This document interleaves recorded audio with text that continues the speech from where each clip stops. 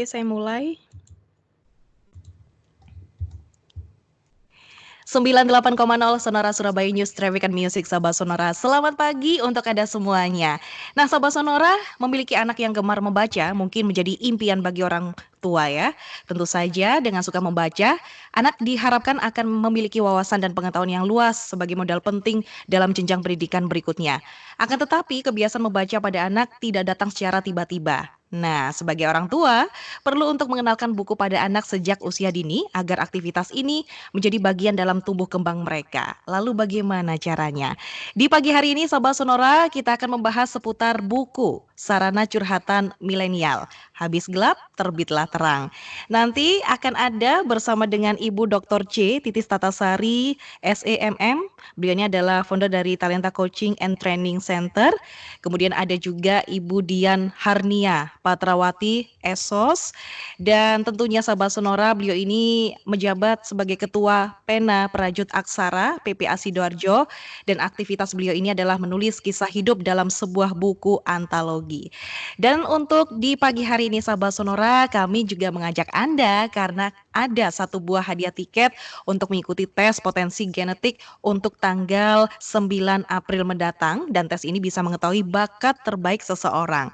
Untuk Sahabat Sonora yang beruntung terpilih di tiap bulannya tentunya sahabat. Caranya bisa WhatsApp ke 081 2361 88799. Sekali lagi WhatsApp-nya ke nomor 081 2361 88799 dan Anda bisa rangkum isi dari topik pembahasan kita di pagi hari ini. Dan untuk di program parenting ini, Sahabat Sonora sekali lagi ini adalah program yang merupakan hasil kerjasama antara Sonora FM 98 Surabaya dengan Talenta Coaching and Training Center. Baik, Sahabat Sonora, sebelumnya saya akan menyapa dulu Ibu Titis yang menemani kita di sepanjang 1 jam ini. Selamat pagi Ibu Titis. Selamat pagi Mbak Vina, Assalamualaikum sahabat Sonora, salam potensi talenta. Waalaikumsalam, salam potensi talenta. Gimana untuk Ya, Senin hari ini, Bu? Ini kan kabar wabah virus corona yang memang kemarin sempat mencemaskan kita begitu ya. Kalau dari Bu Titi sendiri bagaimana antisipasinya? ya betul Mbak Vina. Selamat pagi juga Bu Dian di ujung sana. Selamat pagi Bu Iya, Titis, Bu. Mbak Vina. Selamat pagi Bu Dian. Ya, ya Bu Dian, Mbak Vina dan juga pendengar Sonora tadi ngomongin sedikit tentang virus corona. Kita tidak perlu panik karena sebenarnya secara genetik kalau kita lagi panik, daya tahan tubuh kita juga menurun. Tapi juga kita harus aware, tapi tidak berlebihan. Sehingga kita sebagai orang tua mewaspadai, kita melihat sekeliling kita, mengurangi aktivitas boleh tapi tidak berhenti begitu saja. Kemudian masker dipakai untuk orang yang emang sakit, misalnya batuk, flu, sehingga kalau kita memang tidak sakit, kita tidak perlu memakai masker, kecuali kalau kita melakukan perjalanan panjang, yang kita melewati bandara, kemudian menyeberang lautan, dan sekarang harga empon-empon kayaknya lebih tinggi daripada biasanya, karena banyak yang sharing tentang artikel bahwa ini bisa ya kita sebelum penelitian memang benar-benar dilakukan, ya kita mungkin mengambil side efek positifnya, kita jadi lebih cinta sama produk Indonesia ya Mbak Vin. Betul, saya setuju itu Bu Titis ya. Oke, virus coronanya kita abaikan dulu. Saatnya kita ke ini ya, program Parenting Talk dan kita mau singgung sedikit tentang Talenta Coaching and Training Center. Ada kabar terbaru apa nih Bu tentang Talenta Coaching and Training Center? Mungkin bisa diupdate. Ya, terima kasih Mbak Vina. Lembaga kami, Talenta Coaching and Training Center, adalah lembaga yang concern untuk mengembangkan potensi masyarakat, terutama anak-anak dan perempuan. Kenapa? Karena anak-anak adalah pemimpin generasi Indonesia mendatang 10-20 tahun ke depan. Dan perempuan sebagai ibu, sebagai pendamping, merupakan orang-orang yang mampu lebih untuk memberikan atensi karena tidak disibukkan dengan pekerjaan yang terlalu berat.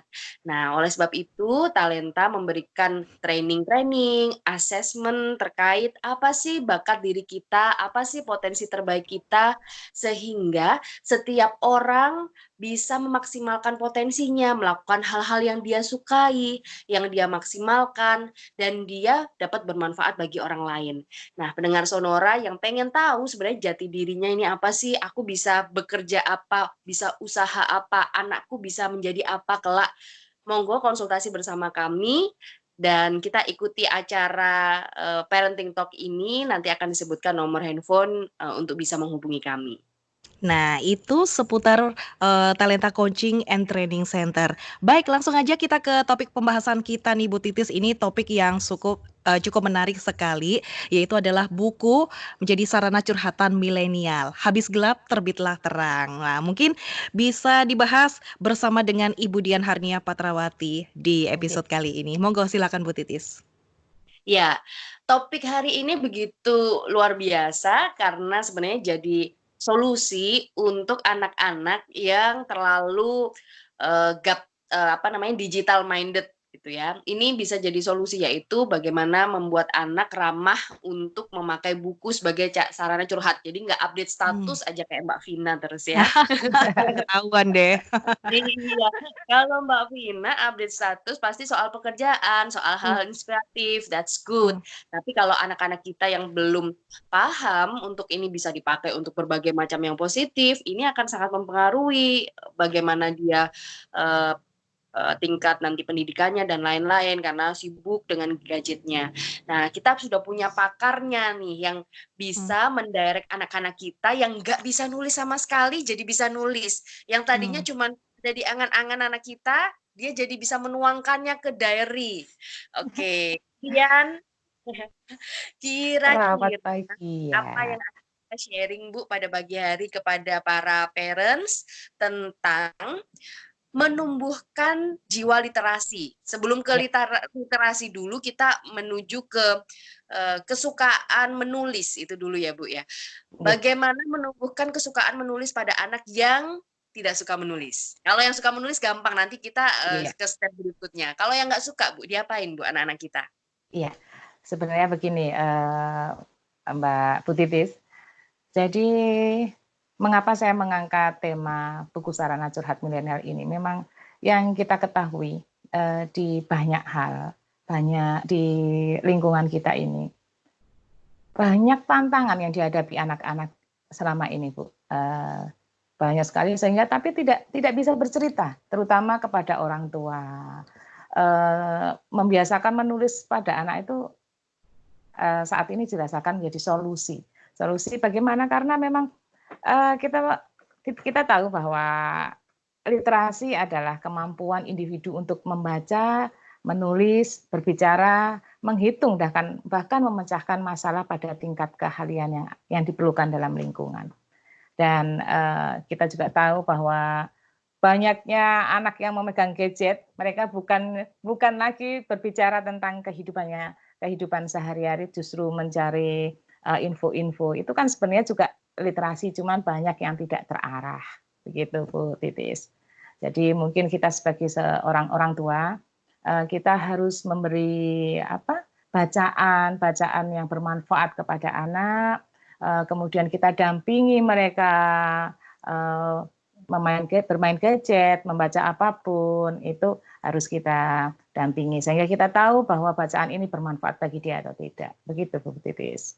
Iya, seringkali kita sebagai orang tua cari jalan pintas ya, Bu, karena Iya, waktunya mepet, karena kita juga berbagai macam kesibukan, sehingga kita dengan iya, mudahnya kasih handphone aja ke anak-anak kita. betul.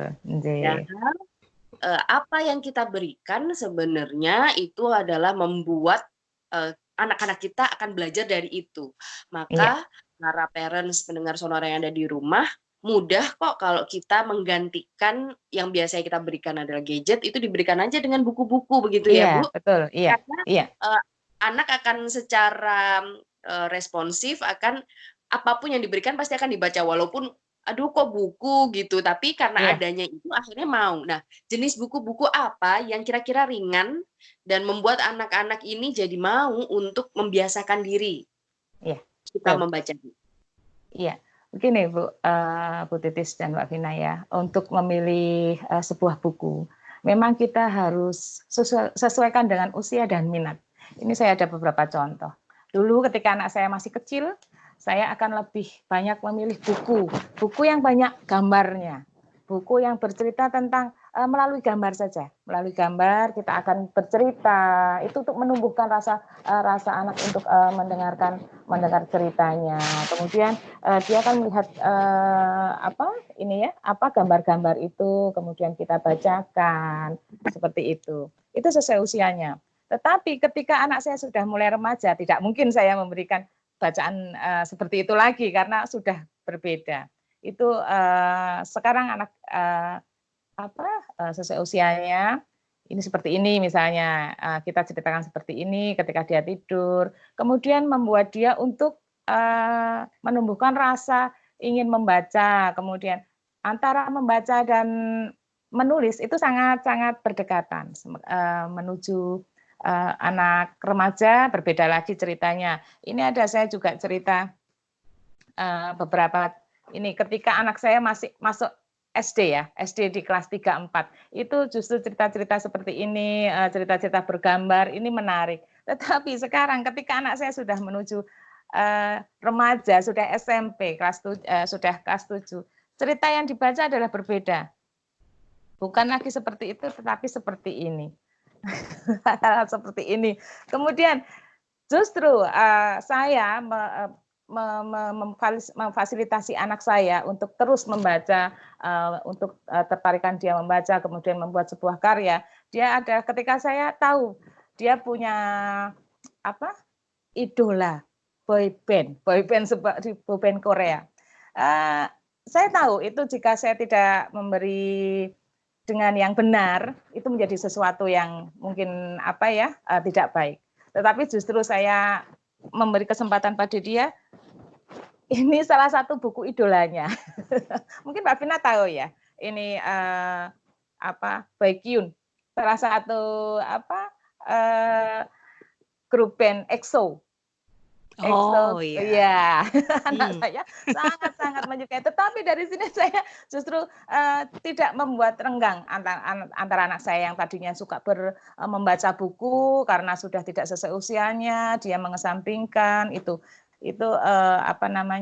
saya mendampingi mereka terus anak-anak saya seperti itu. Dan satu lagi Bu Fritis dan Mbak Vina, bahwa di dalam sebuah rumah tangga itu disediakan atau disiapkan perpustakaan khusus buat anak-anak kita. Jadi buku-buku, cerita-cerita apapun kita kumpulkan, kemudian menarik dia untuk membaca, setiap harinya ada. Tetapi setiap anak harus dikasih motivasi. Harus kita beri motivasi tentang penulisan, kemudian bacaan-bacaan yang menarik seperti itu, Mbak Vina dan Bu Titis. Mau tanya boleh Bu? Boleh. Ini setelah membaca anak itu kita tanyain feedback nggak sih Bu? Jadi biar kita itu tahu anak itu benar-benar memahami buku itu ataukah tidak gitu. Itu sebenarnya perlu nggak sih Bu? Ya perlu. Jadi ketika masih kecil ya, ketika saya ceritakan dia ketika sebelum mau tidur ya, biasanya kan kita membiasakan dengan cerita-cerita ini tadi. Suatu ketika saya pergi ke taman. Nah, di taman itu ada gambar botol disilang. Itu salah satu literasi, Pak. Jadi ketika itu artinya apa ya, Nak? Begitu. Kemudian dia berbicara, dilarang membuang sampah, Bun. Oh, bagus. Seperti itu. Itu salah satu literasi. Memang bahkan pernah saya ceritakan di buku-buku itu. Misalnya, stop, es disilang. Itu apa, Nak? Itu dilarang berhenti di situ mobil kita. Jadi ketika saya melanggar, saya akan jadi malu sendiri bahwa itu nilai literasi yang saya berikan ke anak-anak. Itu hal kecil sebenarnya, tetapi itu bermanfaat sekali bagi kita menumbuhkan rasa literasi, membaca, kemudian ketertarikan mereka untuk membuat tulisan, begitu, Mbak. Baik. Tadi seru sekali ya ketika Mbak Vina nanya, apakah perlu kita tanyakan feedback? Tentu saja perlu ya Bu, karena ini akan kita bisa melihat apakah benar, cocok buku yang kita berikan, apakah kalau sudah cocok, benar-benar dipahami isinya. Iya, Apakah anak kita butuh pemahaman tentang isinya, mungkin kita butuh meluruskan sudut pandangnya, atau mungkin justru kita bisa berseberangan sudut pandangnya dan kita berdialog, berdiskusi tentang apa yang sebenarnya, baik di sini gitu ya, Bu. iya, Nah betul. tadi, seru sekali ketika Ibu menunjukkan bahwa tiap jenjang anak itu bukunya beda-beda. Kalau kecil Iya, bukunya gambar, kemudian, agak gede sudah banyak tulisan, dan terakhir ketiga kita ikutin kesukaannya dia apa, boyband misalnya. iya, Nah, padahal kadang orang tua ketika anaknya masa puber, ketika suka sama idola, kadang agak ditentang. Kenapa? Karena mungkin terkendala biaya, karena kan biasanya buku-buku semacam ini jauh lebih mahal, atau misalnya beli kaset jauh lebih mahal dibandingkan yang lainnya karena lagi ngetren gitu ya, Bu. iya, Nah, pilihan untuk mengikuti kesukaan anak, hobi anak, itu apakah bagaimana memasang tetap ada batasan, sehingga anak mengetahui bahwa ini hobi, tapi harus tetap belajar. iya. Harus tetap belajar dari situ. Bagaimana memberikan pemahaman ini lewat literasi, dari hobi. Seperti tadi contohnya, boyband. Iya. Karena kan tidak full membaca, mungkin membaca adalah membaca biografi band tersebut. Nah, bagaimana kita memberikan pengertian kepada anak, kamu harus dapat sesuatu nih, harus belajar sesuatu dari sini. Iya, iya. Begini Bu Titis, selama ini yang kami lakukan adalah memberi pengarahan sama dengan anak-anak kita. Di antaranya adalah bukan sebagai orang yang terkenal dulu yang kita dari boyband itu ya, tetapi bagaimana kerja keras mereka. Itu yang harus dilihat, bagaimana kerja keras para boyband itu untuk mencapai sebuah titik yang sangat sekarang menjadi idola mereka. Kemudian satu lagi, sebagai orang tua kita juga harus mencontohkan anak untuk bisa membuat tulisan gitu ya Bu, misalnya saya mengidolakan siapa gitu, saya tulis, saya coba tulis, kemudian menjadi hal yang menarik. Kemudian kebetulan anak saya sendiri selain suka dengan grup bandnya itu suka menggambar, meskipun menggambar kecil-kecilan, menggambar boyband, menggambar wajah boyband itu. Saya jadikan cerita di samping gambarnya itu. Kemudian tertarik untuk membuat tulisan juga. Jadi, oh ternyata orang tidak akan tahu jika tanpa tulisan di dalam gambar dia, begitu Bu Titis. Jadi itu satu contoh di anak saya sendiri. Tapi ada beberapa anak-anak yang kita sering dampingi bahwa ternyata tidak hanya sisi negatif, tidak hanya sisi sebagai biasnya, istilah mereka itu bias, mengidolakan yang berlebih itu namanya bias. Jadi tidak hanya mengidolakan bias saja, tetapi mereka harus mengerti, memahami kerja keras boybandnya, kemudian mereka menulis bagaimana dia begitu menyukai si ini atau si Sohun gitu, karena itu ditulis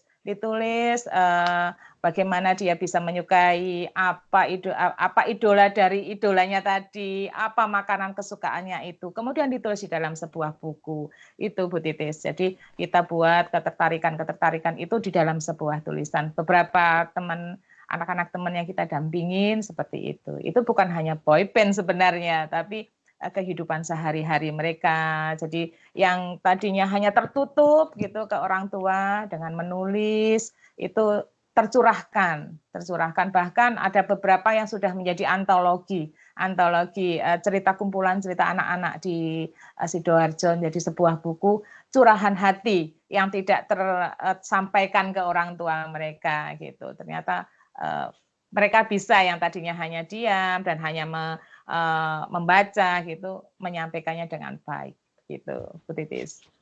Ya, baik. Bu Dian, tadi berarti apapun materi literasi yang didapatkan atau dilakukan itu diambil sudut bukan soal bagaimana famous-nya, tapi bagaimana perjalanannya, apa nilai-nilai yang bisa diadaptasi, mungkin disamakan usianya ya Bu ya. Iya. Misalnya, oh iya ini artis yang kamu sukain itu waktu remaja juga seperti kamu, dia juga belajar, walaupun bidangnya beda dan lain-lain. Baik, Bu habis break setelah ini saya ingin menanyakan sebenarnya, tadi kan Ibu menyinggung tentang ontologi, tentang bagaimana ada kumpulan buku berisi curhatan para anak-anak ini, tentang orang Iya. tuanya dan tentang dunianya. Isinya apa aja, nanti di-sharing ya Bu, agar orang tua Oke, juga tahu ternyata anak-anak ini seseorang yang sudah bisa berpikir sehingga punya banyak masalah juga, nggak cuma orang baik Bu gede loh Titis. yang punya masalah. Iya, iya betul, baik Bu Titis. Oke, tapi nanti dijawab ya Bu Dian ya. Insya Oke, Allah ya. Sobat Sonora, kami juga sekali lagi untuk mengingatkan Anda ya, kalau Anda mendengarkan program Parenting Talk ini, Sahabat Sonora, ini kita ada satu buah hadiah tiket untuk mengikuti tes potensi genetik untuk tanggal 9 April mendatang. Dan tes ini bisa mengetahui bakat terbaik seseorang untuk Sahabat Sonora yang beruntung terpilih di tiap bulannya.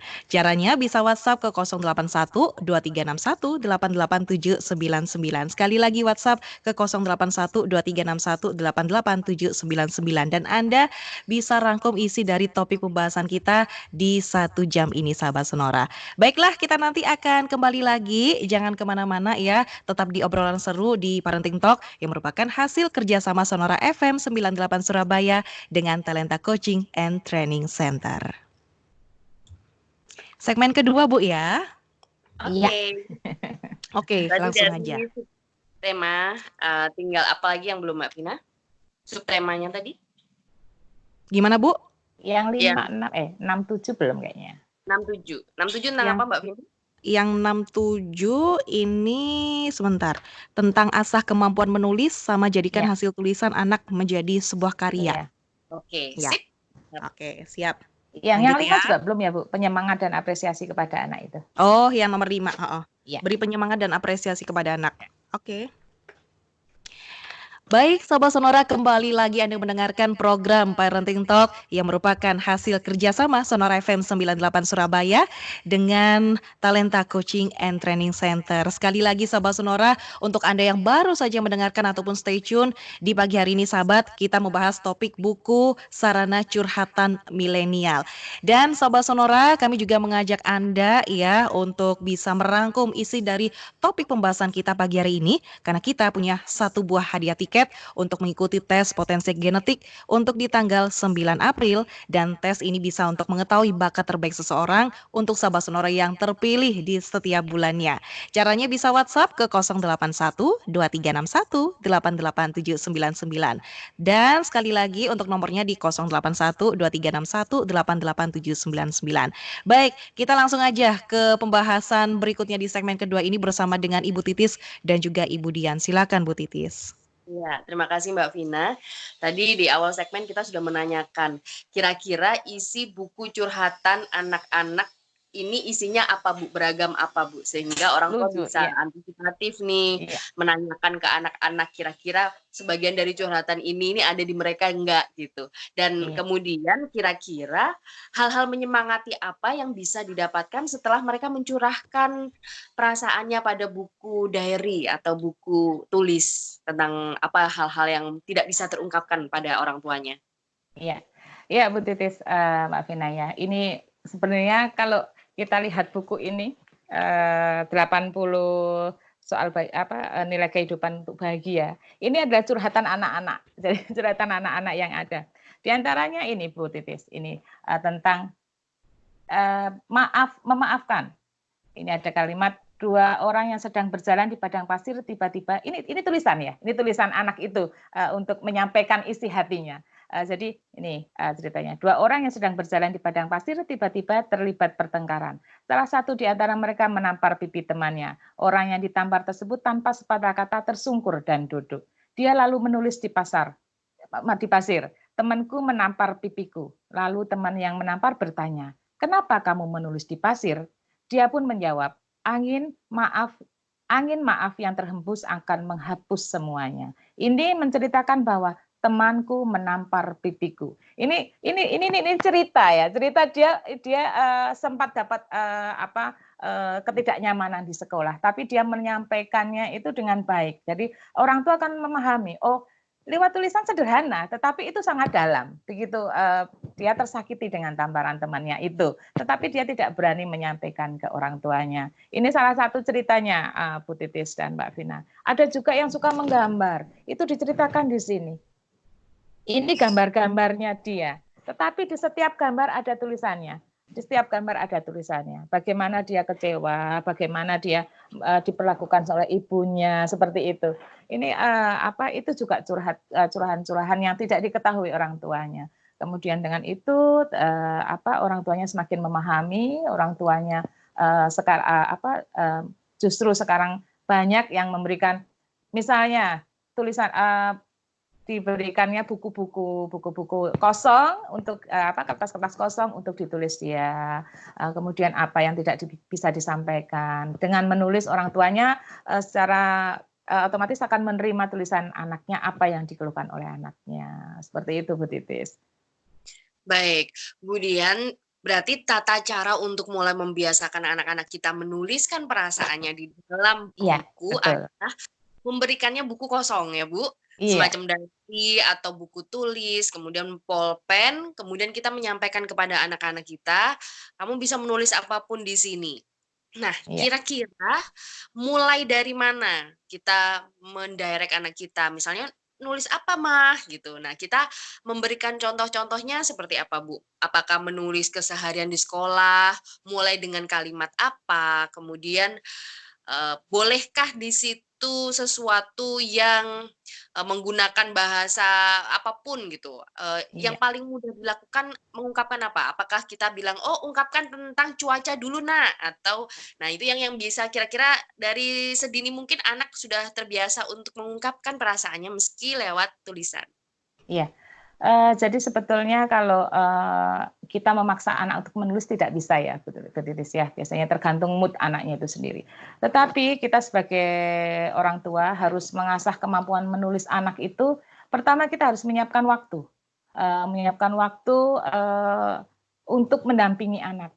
Kemudian tempat yang nyaman bagi anak itu menulis sebuah perasaannya. Itu misalnya di ruang baca yang sudah kita siapkan, atau di kamar tidurnya, atau tempat manapun yang membuat anak itu punya keinginan untuk terus menulis. Dan itu dilakukan harus secara konsisten dengan terus-menerus. Misalnya hari ini kakak menulis ya tentang sekolahnya, misalnya seperti itu, sekolahnya. Tapi aku nggak bisa, Bunda, hari ini. Oke, kapan mau menulis? Begitu.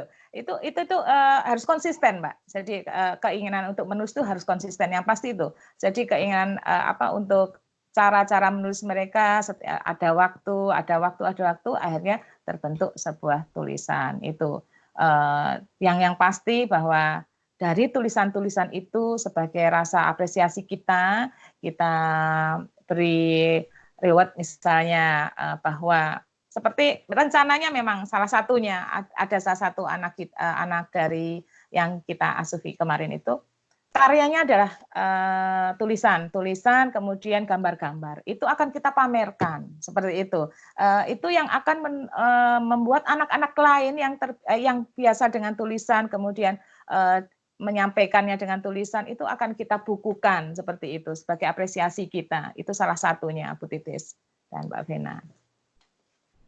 Ya, berarti untuk memudahkan anak-anak kita gemar untuk menuliskan sesuatu, kita harus konsisten, tidak hanya 1-2 kali, tapi selalu kita tanyakan, "Ayo kapan mulai nulis baris?" Gitu, atau 2 baris gitu. Baik, Bu, kira-kira berikutnya, apabila konsistensi sudah terjaga, anak-anak kita sudah menyukai kegiatan menulis, dan karena dia terbiasa untuk meluapkan semua dalam tulisan, kadang kan ada yang tidak pro dengan kebijakan orang tua. Kira-kira bolehkah buku ini dibaca oleh orang tuanya? Sebaiknya kita menerapkan peraturan seperti apa kepada anak-anak kita untuk boleh interupsi terhadap privasinya dia atau enggak? Ya. Kalau seperti itu biasanya harus ada negosiasi ya, harus ada negosiasi antara antara anak dan orang tua, Bu Titis. Jadi misalnya ketika anak itu menulis, bagi dia adalah luapan hatinya. Ada kalanya ada privasi yang tidak boleh orang tuanya tahu, begitu ya. Tapi dari situ kedekatan orang tua dengan adanya pendekatan secara dengan orang tua itu kan otomatis anak itu akan menyampaikan apa yang ditulis itu sedikit demi sedikit. Sebagai orang tua kita juga harus mendampingin anak itu. Tulisannya seperti apa sih, Dek? Seperti itu misalnya. Boleh nggak Bunda membaca seperti itu? Itu tuh secara psikologis anak akan merasa oh Bundaku ingin tahu. Oh, Bundaku ingin tahu apa yang saya sampaikan, apa yang ada di dalam hati saya. Seperti itu, Bu Titis. Baik, sehingga mengetahui apa yang ada di hati anak atau memberikan rasa kenyamanan itu tidak selalu dengan membaca semua buku isi curahan hatinya ya, Bu. Iya. Bisa saja sebenarnya dengan kebijakan kita untuk membiarkannya menulis, memfasilitasinya, ini justru menanamkan kepercayaan pada anak bahwa oh iya ya, orang tuaku mulai mempercaya aku untuk melakukan apapun termasuk curhat. Dan buku itu nggak dibaca kok gitu ya, kecuali kalau anak-anak kita menginginkan kita menunjukkan ke kita ya, misalnya mah baca dong saya lagi nulis ini, itu baru kita boleh membacanya. Iya, betul. Kira-kira kalau semisal dalam bacaannya dia kemudian ada hal-hal yang perlu kita koreksi, dia menunjukkan ke kita terus kita perlu untuk mengkoreksinya, bolehkah kita mengoreksi isi hatinya gitu? Boleh, Bu Titis. Karena kita sebagai orang tua justru wajib ya untuk mengurus isi hatinya. Karena apapun yang dilakukan mereka, apapun yang dilakukan anak itu adalah tanggung jawab kita sebagai orang tua. Begitu. Jadi menurut saya memang wajib untuk mengkoreksi. Jadi misalnya ada tulisan seperti ini, apakah kita baca mengasihkan, tetapi loh kok ternyata di sini ditulis Bunda galak seperti itu.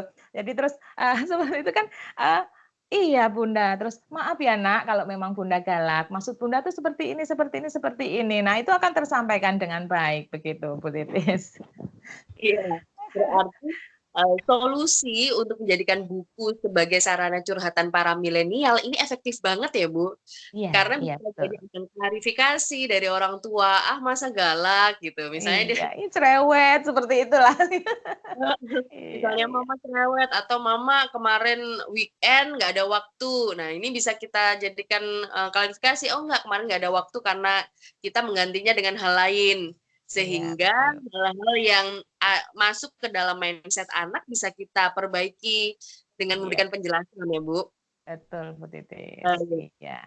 Milenial curhat dalam sebuah buku. Kira-kira berapa waktu yang dibutuhkan untuk menuliskan ini, Bu?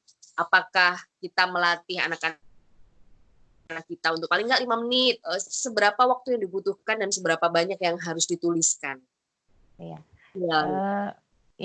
Selama ini yang kita tahu setiap anak berbeda ya Bu Titis ya. Ada anak yang menulis cukup dengan 1 menit dia sudah beberapa baris. Ada anak yang membutuhkan waktu sedikit lama, agak lama untuk menuliskan dengan hanya 2 baris. Tetapi kita tetap menghargai itu. Jadi setiap anak tidak bisa kita targetkan. Tetapi yang pasti yang harus konsisten itu saja. Jadi menulis itu harus konsisten karena menulis dan membaca itu sangat berdekatan. Jadi kalau kita meminta anak untuk menulis tidak ada waktu, tetapi harus ada konsisten. Setiap hari ini harus menyampaikan 1 tulisan misalnya, meskipun hanya 1 alinea saja, tetapi itu membantu kita untuk mengetahui isi hati anak itu di hari ini. Begitu. Iya. Kemudian kalau semisal anak sudah mulai curhat kepada orang lain, mungkin kan kadang bosan menulis dengan buku terus, kemudian sharing perasaannya kepada sahabatnya atau mungkin tetangga, pokoknya di luar orang tuanya. Bagaimana mengembalikan anak-anak kita ini untuk kembali curhat ke kita atau curhat ke buku milenialnya lagi? Iya, kalau itu sudah kembali ke ini ya Bu ya, kita sebagai orang tua. Kita sosok sebagai orang tua harus tahu sahabat dia itu siapa, kemudian nomor teleponnya berapa, kemudian dari latar belakang apa sahabatnya itu, maksudnya orang tuanya bekerjakah atau ataukah tidak begitu. Dari situ kita tahu sahabatnya siapa. Kita tanya sahabatnya, apa sih yang diceritakan seperti ini. Ternyata mungkin ketidakpuasan anak kita terhadap kita yang setiap pagi hampir tidak berhenti menyanyikan lagu wajib gitu kan. Jadi, harus cepat mandi, ayo makan, seperti itu. Ternyata itu membuat resah. Jadi introspeksi kita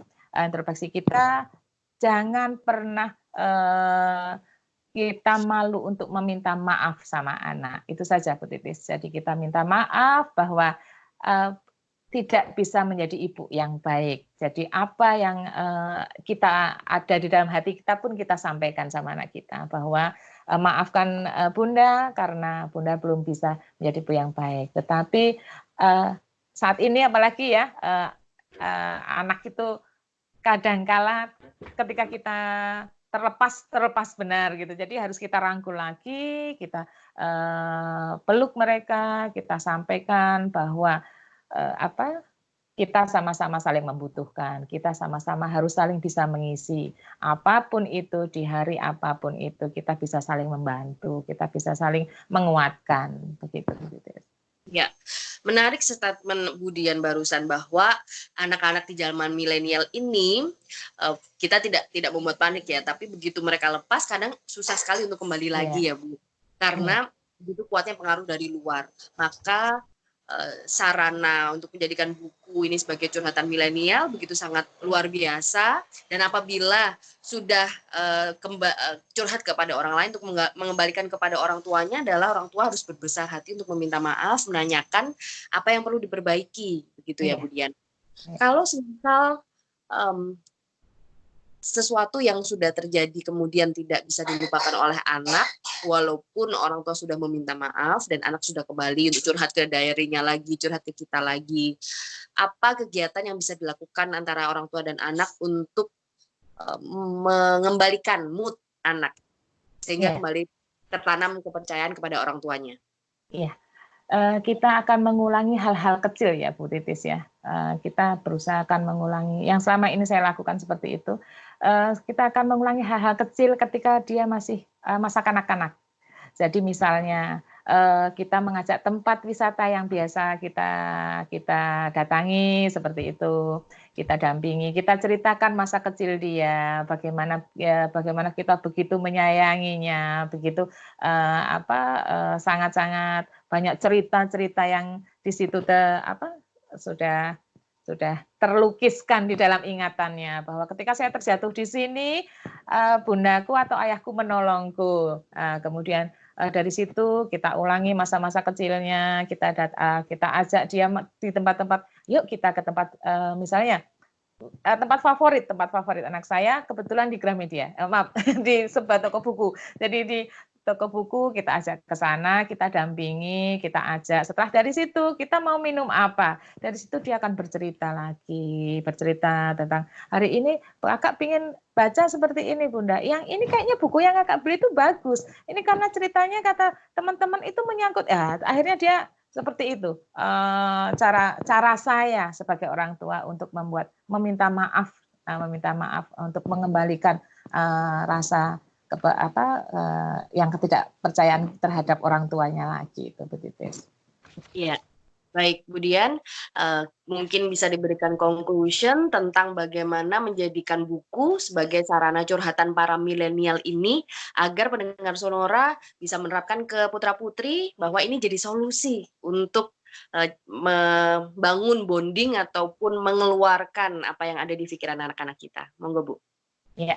Baik, Sobat Sonora, saya menyampaikan bahwa literasi adalah cara terbaik untuk meningkatkan kualitas karakter kita, berkompetensi dan kesejahteraan hidup seseorang. Untuk itu, kita harus meningkatkan literasi, untuk meningkatkan menulisnya, meningkatkan membacanya, untuk mendapatkan banyak ilmu, dan sebagai untuk menanamkan budaya literasi di keluarga. Jangan lupa disediakan tempat untuk ruang baca keluarga.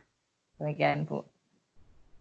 Oke, itu dia ya Sahabat Sonora. Tapi sebelum kita closing, mau tanya nih kepada Budian. Mungkin untuk Sahabat Sonora yang ingin berkonsultasi nih seputar curhatan-curhatan putra-putri mereka begitu ya. Mungkin ada orang tua yang konsultasi begitu ya dan bingung begitu. Bisa kemana nih Budian? Bisa di nomor telepon saya saja di 081 9045 94706 dengan saya langsung dengan Dian Harnia Patrawati. Oke, baik. Budian, sekali lagi terima kasih sudah Terima memberikan kasih informasi yang Sama-sama sangat Mbak, menarik terima pagi kasih. ini. Iya. Kemudian untuk Bu Titis juga terima kasih. Kita ketemu sama-sama. lagi di minggu depan, Bu ya. Ya, Oke, Sobat Sonora, kami akan akhiri dulu. Semoga informasi Parenting Talk di segmen ini, yaitu buku Sarana Curhatan Milenial, Habis Gelap Terbitlah Terang, ini menjadi inspirasi untuk kita semuanya, Sobat Sonora. Sekali lagi ya, kita juga mengingatkan Anda ya, untuk Anda yang di 1 jam ini sudah menyimak obrolan kita, jangan lupa untuk dirangkum Sahabat Sonora karena siapa tahu Anda beruntung yang mendapatkan 1 buah hadiah tiket mengikuti tes potensi genetik di tanggal 9 April mendatang, dan tes ini bisa mengetahui bakat terbaik seseorang untuk Sahabat Sonora yang beruntung terpilih di tiap bulannya. Caranya bisa WhatsApp ke 081 2361 88799. Saya Vina Putri harus pamit, kita ketemu lagi di Parenting Talk di lain kesempatan. Sampai jumpa. terima kasih Budian, Mbak Vina. Terima kasih Bu Makasih Titis, Bu Mbak Vina. Dian, Bu Titis. Assalamualaikum. Waalaikumsalam Ibu. Dadah.